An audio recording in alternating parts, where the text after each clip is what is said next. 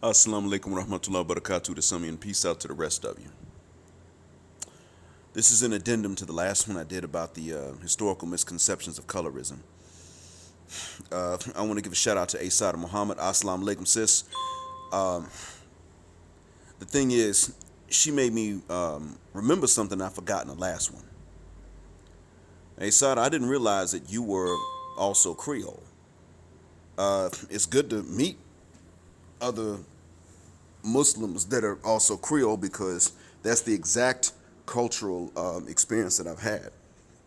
A Creole, I came up as a non-Creole because I did not know that we were Creole. My parents did not know that my mother was Creole. Don't blame her; it's not her fault. So that's how I came up unaware, and then later on I became Muslim. And so, only online have I met Creoles that have become Muslim. I've never come across, to this day, I haven't come across any others in real life that I know of. But that being said, there was some misconception about Creoles that I didn't address, and I'm sorry about that. Now, I'm doing this because, in the spirit of Black History Months, don't stop it at the end of February, Negroes, please. But in the spirit of Black History Months, I thought that, hey, you know what, as I can recall misconceptions and things I've learned in history, it might be good to share with you what I can recall from back when I used to teach it and would pick up on it and learn it. Creoles do not have a phenotype. Creoles have phenotypes. Creoles actually are the direct descendants of the tribes that live in Senegal and Gambia. And those are the blurplist of the Africans. I said blurplist, blue, black, purple. So the stereotype that we have of Creoles looking like Whitney Gilbert or Jasmine Guy, the actress who played the character, or looking even less tropical African than them, is not true. Those were the Creoles that everybody suspected were Creole.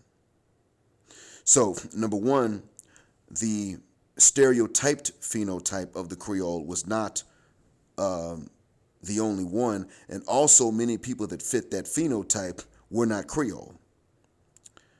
So, because of the association with the mixed heritage, which is true, and in the definition of Creole, the thing is that everybody does not always show their French ancestry or even their Spanish or German ancestry, because if you had an ancestor from one of those lineages on record and you inherited from, or there was an inheritance to their African children, that became the Creoles. See, to be Creole, the definition was that you had a French or possibly even a Spanish or German ancestor on record on the Gulf Coast, usually in Louisiana, but along the Gulf Coast, actually. That's another misconception I'll deal with. The definition was that in the parts of the Gulf Coast that were under French rule, you had a French or Spanish or German ancestor in your African ancestry, and there was an inheritance there. That was officially an ancestor of yours traced back through records, and there was some inheritance, and you were Catholic.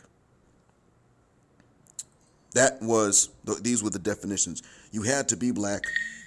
By the time the French colonial period ended on the Gulf Coast, you did have to be African, but you had to have one of these European ancestors, usually French, on record and with an inheritance. Creoles, as a rule, were free.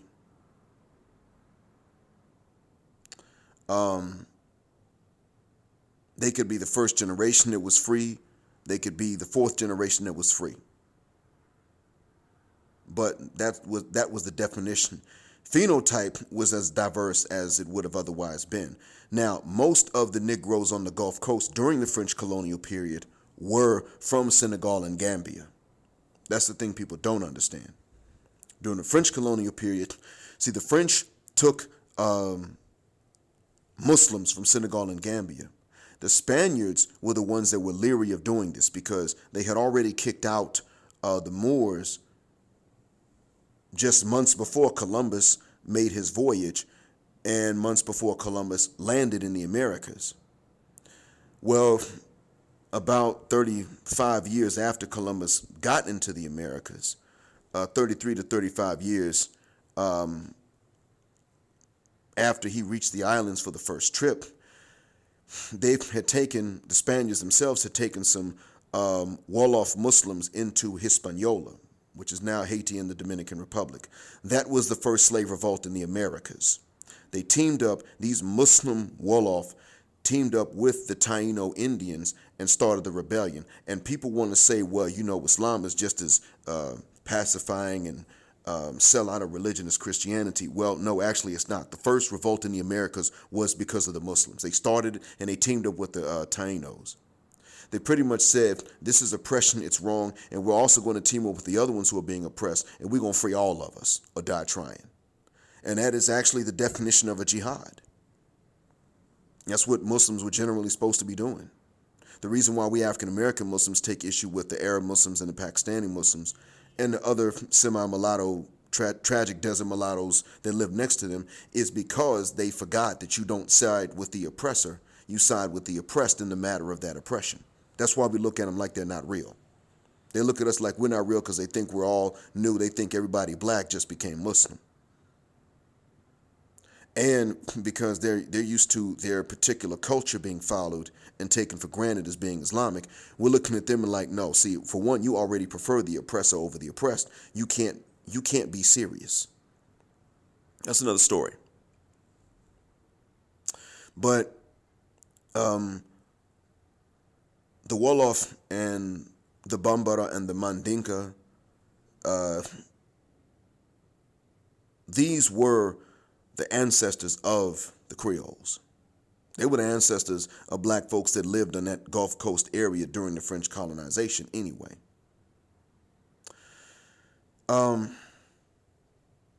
Today, many Creoles don't look it and they don't tell you they're Creole because they don't expect you to believe it.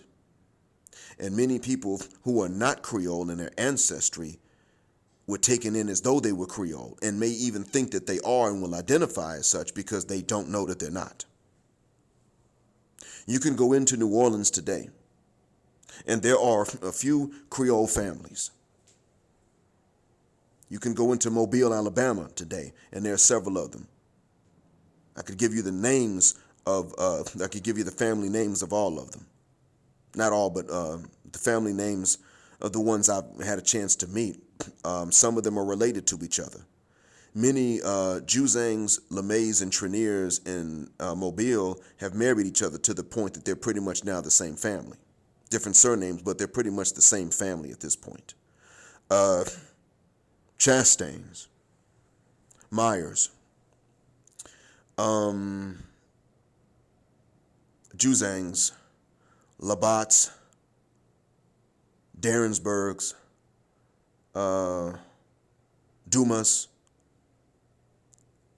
These are the family names at this point. And even sometimes some Spanish ones, like Rodriguez, but spelled with an S at the end, Gonzalez, Lorenz. These are family names of Creoles in the Gulf Coast area. So most of them are French. Sometimes you get a German last name and a few Spanish last names. Now, these families are from the Gulf Coast. They are Creole. Their descendants are Creoles. Sometimes you get somebody from New Jersey. They're not Creole, they're just light-skinned. And they may move down there to the Gulf Coast. Usually it's to New Orleans because that's the largest city on the Gulf Coast. They may move there and, I'm sorry, Houston's considered a Gulf Coast city. I stand corrected. And Tampa, I forgot about that. But, so I stand corrected about New Orleans being the largest. So on the upper Gulf Coast,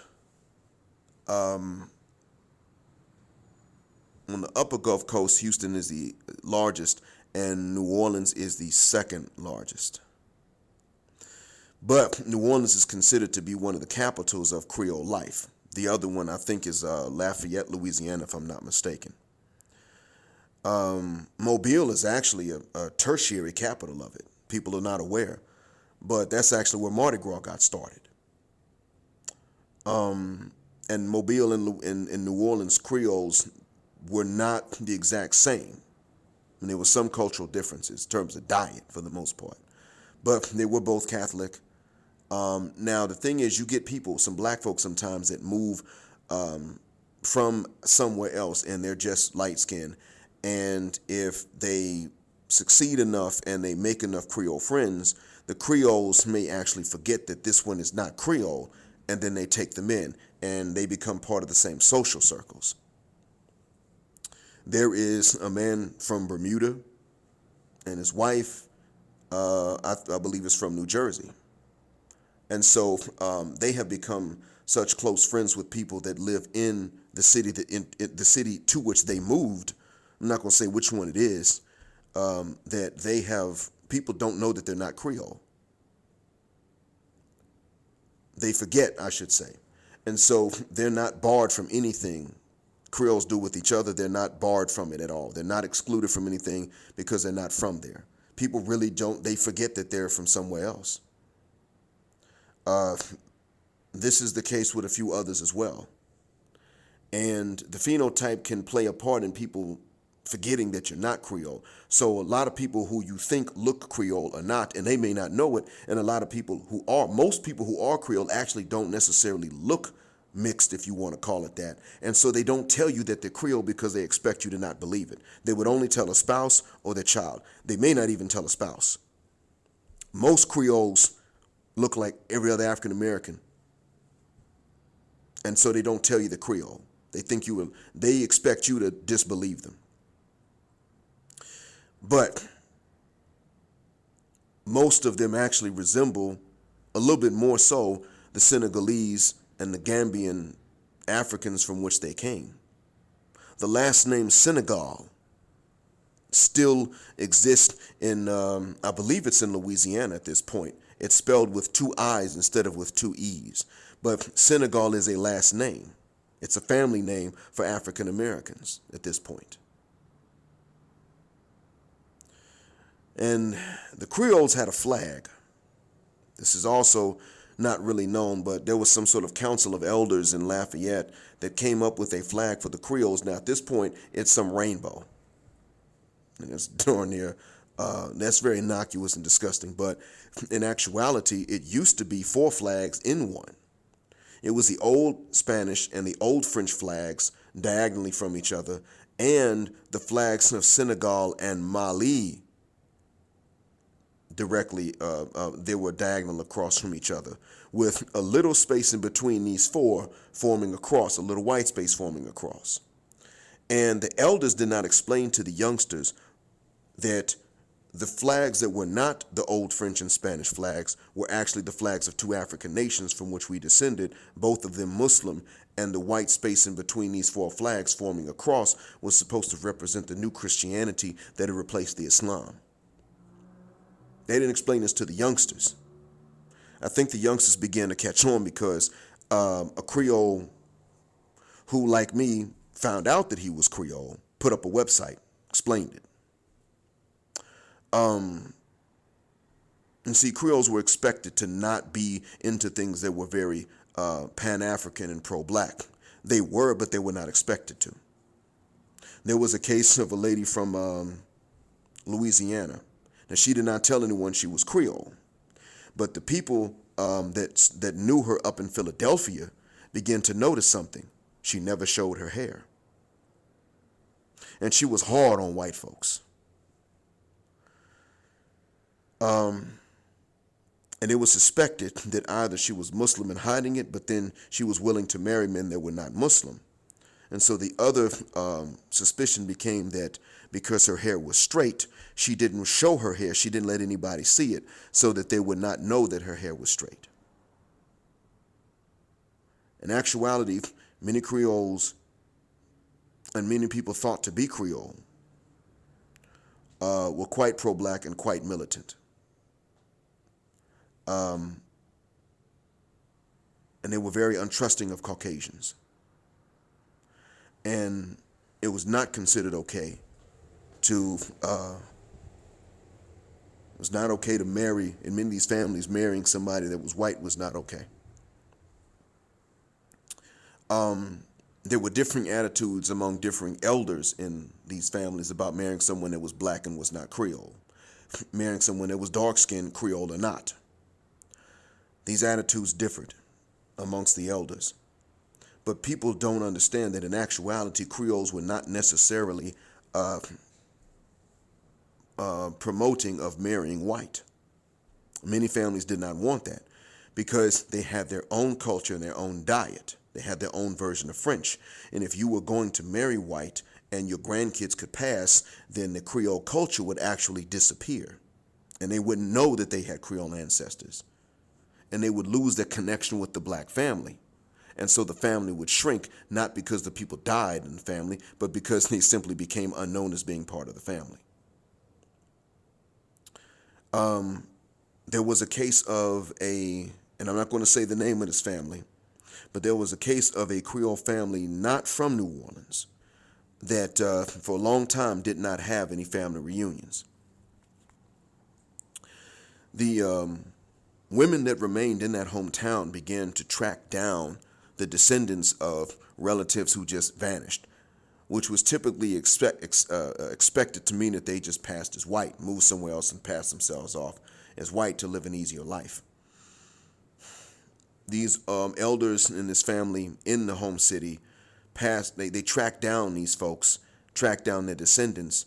Then when they had a list of these descendants, they sent out invitations to all the family, including these tracked down descendants, inviting them to the family reunion. A bunch of people who you would think were Caucasian showed up and thought that it was a mistake. Some of these family elders, mostly women, because this family is also matriarchal, were there at the registration booth to present the family tree to these folks and explain, no, you are a descendant, these are your parents. This grandparent of yours actually was black and passed as white and disappeared, and we found her or him and consequently found you. This is not a mistake. Welcome to the race. Now, these thinking that they were Caucasians, showing up with their Caucasian wives, and they're also mixed, therefore black by white standards children, were in many cases divorced by their spouses. This was done specifically for that purpose. Not only to reconnect with family members, but this was also done as a litmus test, so that only spouses, if there were any white spouses, they could only remain if they were able to tolerate this. If they weren't, they would cut off said party and facilitate that party reconnecting with the family they did not know previously. I think it's a problem that took care of itself once the news came out. This is not something that made any news story. I know the family, and that's how I found out about it.